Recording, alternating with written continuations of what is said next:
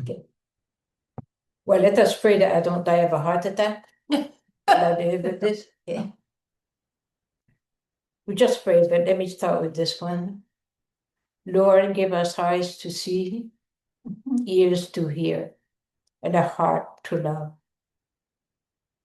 You must stand ready because the Son of Man is coming at an hour when you do not expect. By these very words, our Mother, the Holy Church, our Mother, is inviting each of us to enter into this sacred time of Advent. And perhaps a question arises in your heart right now, am I ready? A few days ago, a friend of the community brought a gift over of meat for our sisters who are coming for Thanksgiving. And when he jumped out of his beaten down pickup, he greeted me with these words, "Sister, are you ready?" And that greeting startled me, and I had no response. So Brian repeated it, intently looking at me, "Sister, are you ready? It's coming, you know." What Brian was referring to is the harsh winter that is coming soon upon us here in Iowa. But as I went to a holy hour and knelt before Jesus in the Blessed Sacrament, those words re-echoed in my own heart. Are you ready? And finally, I could give a response. I said, "Yes, Lord, I am ready. With your grace and your mercy, do with me whatever you will." The following day, Lisa came to work. She comes and spent a few hours a week with me. And as we were working outside, I asked her the question, "Lisa, what is that for you?" Lisa laughed. And her response was, "Penance, sister, penance." And I thought, that's true. We think of Advent as an invitation for a great time of asceticism. And definitely when I was a missionary charity contemplative, the time of Advent was definitely marked by greater fast, night vigils, more bodily discipline. Yeah. Is Advent really about penance? And as we worked silently, Lisa pondered. And she came back and she said, "Sister, you know, I think Advent is about expectancy. It's about love. I've been thinking about my daughter, Madison, and her husband, Andrew, who are expecting their first baby, who is supposed to be born, by the way, on the 10th of January, Father Flanagan's ordination anniversary. Madison had cancer at the age of 4, and they said she would never conceive. And they're expecting their first baby. So she said, you know, I think it must have been the same for Mary and Saint Joseph. The joy of expecting. That's what's Advent about. And when I listened to Lisa, I thought that was so true, so authentic.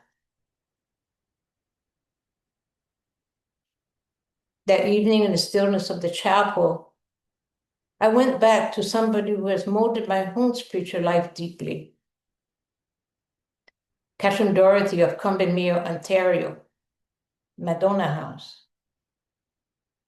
And I would like to quote from her here, because I think it speaks so deeply to our hearts.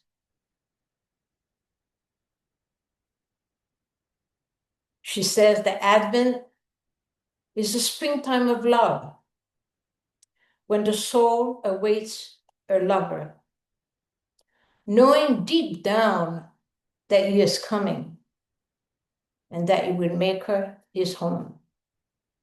What is Advent?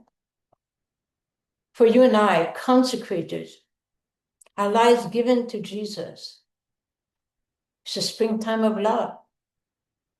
where the lover of our soul is coming. He's inviting us. What we need is faith. How do I learn that knowledge? How do I know, unshakable myself and my being, that He is coming to dwell? He is calling me during this time of Advent, not to penance, but to love. How do I know? Not by books, but by prayer. The silent prayer within ourselves, a prayer of love.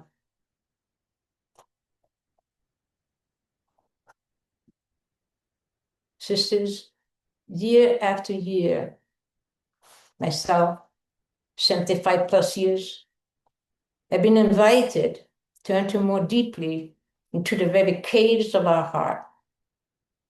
Jesus was born in a stable, in the very caves of our heart. And there to encounter His divine gaze. His divine gaze. Where He calls me to be His home in my weaknesses, in my struggles, in my discouragements, in my failures. I don't know about you, but I have a litany of those. Where He calls me to be His home. Doesn't matter.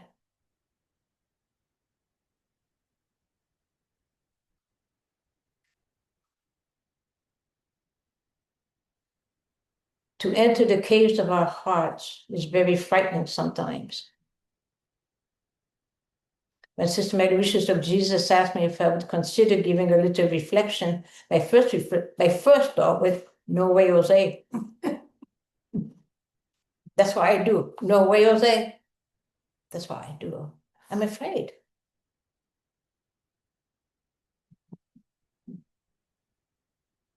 It's easy for me to give talks to people I don't know. It's very difficult for me to reveal my heart to you, my sisters. It's difficult. So to enter into the cave of our own heart and to see my frailties, my needs. And the reality is our community is over 70. We are slower. There's so many different things that happen, and to accept that reality is difficult. And yet, He calls me to stand ready. He calls me to be attentive.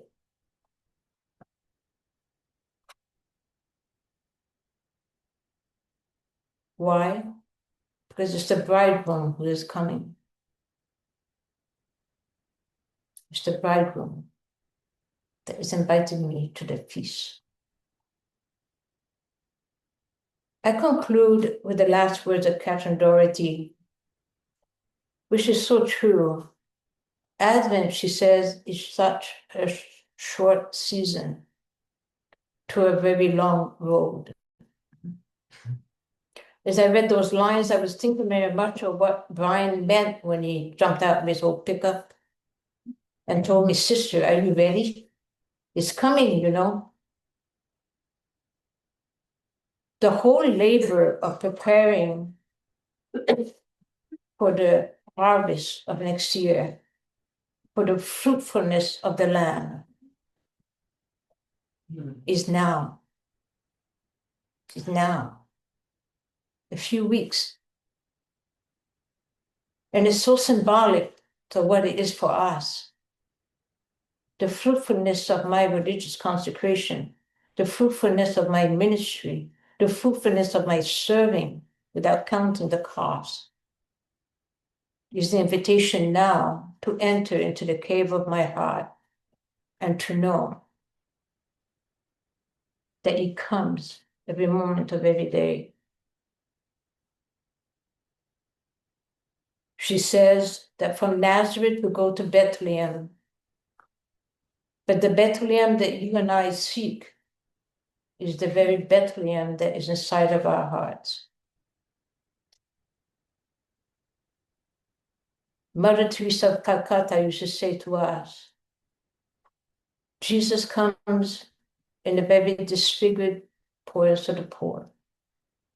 He comes in the unexpected. And he comes every moment in your own community. I have taken a few years ago a discipline of writing down 10 things I would do today so I could discipline my life. Every night after the day, I would look back and I never accomplished nothing, basically nothing. And I got discouraged with that reality. And I remember telling Sister Anne about it, and she says, you make your schedule, but you let God guide it. L'homme propose et Dieu dispose. Man proposes, but God disposes. Tonight, I don't speak with extraordinary words. I am addressing each one of us during this time of Advent from my heart. Our very vocation, the mystery, and this is exactly what I thought of today, the great feast of Christ the King.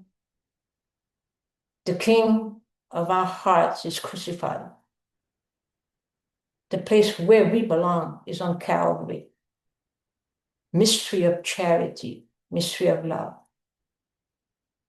And these two realities of Calvary and Advent, where we expect with joy for the encounter face to face with the beloved of our hearts, to me speaks so much of the contemplative dimension of our vocation. We are contemplatives in the heart of the world. What it is to be a contemplative is to gaze upon the heart and to let your beloved gaze upon you.